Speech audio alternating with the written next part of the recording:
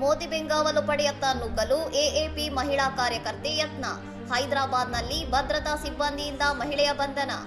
ಪ್ರಧಾನಿಯವರ ಬೆಂಗಾವಲು ಪಡೆ ಸಾಗುತ್ತಿದ್ದಾಗ ಆಮ್ ಆದ್ಮಿ ಪಕ್ಷದ ಮಹಿಳಾ ಕಾರ್ಯಕರ್ತೆಯೊಬ್ಬರು ನುಗ್ಗಲು ಪ್ರಯತ್ನಿಸಿದ್ದು, ತೆಲಂಗಾಣದಲ್ಲಿ ಮಹಿಳೆಯರ ನಾಪತ್ತೆ ಮತ್ತು ದೌರ್ಜನ್ಯ ప్రకరణಗಳ ಬಗ್ಗೆ ప్రధానిಯನ್ನು ప్రశ్నిಸುತ್తా ఆక్రోశ వ్యక్తపరిచారు. అన్ని రాష్ట్రాల్లో ఉన్నాడు ఏమైనా ఇచ్చాడా?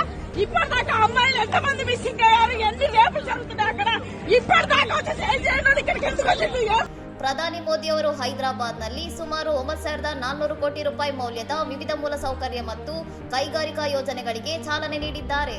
ಹೈದರಾಬಾದ್ ಪಣಜಿ ಆರ್ಥಿಕ ಕಾರಿಡಾರ್ನ ರಾಷ್ಟ್ರೀಯ ಹೆದ್ದಾರಿ 167ರ ಚತುಷ್ಪಥ ರಸ್ತೆ ಕಾಮಗಾರಿಗೆ ಶಂಕುಸ್ಥಾಪನೆ ನೆರವೇರಿಸಿದ ಪ್ರಧಾನಿ ಜಾಹಿರಾಬಾದ್ ಕೈಗಾರಿಕಾ ಪ್ರದೇಶದ ಕಾಮಗಾರಿಗಳನ್ನು ಉದ್ಘಾಟಿಸಿದರು. ರೈಲ್ವೆ ಮತ್ತು ಇಂಧನ ಕ್ಷೇತ್ರಕ್ಕೆ ಸಂಬಂಧಿಸಿದಂತೆ ಕಾಜಿಪೇಟೆ ವಿಜಯವಾಡ ರೈಲ್ವೆ ಯೋಜನೆ ಹಾಗೂ ಗ್ರೀನ್ ಫೀಲ್ಡ್ ಪೆಟ್ರೋಲಿಯಂ ಟರ್ಮಿನಲ್ ಅನ್ನು ರಾಷ್ಟ್ರಕ್ಕೆ ಸಮರ್ಪಿಸಲಾಯಿತು. ವಾರಂಗಲ್ನಲ್ಲಿ ಉದ್ಯೋಗ ಸೃಷ್ಟಿಗೆ ಪೂರಕವಾಗುವ ಪಿಎಂ ಮಿತ್ರ ಪಾರ್ಕ್ ಅನ್ನು ಲೋಕಾರ್ಪಣೆಗೊಳಿಸಿದ್ದು, ಕಾರ್ಯಕ್ರಮದ ಹಿನ್ನೆಲೆಯಲ್ಲಿ ನಗರದಾದ್ಯಂತ ಬಿಗಿ ಪೊಲೀಸ್ ಬಂದೋಬಸ್ತ್ ಕಲ್ಪಿಸಲಾಗಿತ್ತು. ಇನ್ನಷ್ಟು ಸುದ್ದಿಗಳಿಗಾಗಿ ನೋಡ್ತಾ ಇರಿ ಸೌರಂ ಟಿವಿ.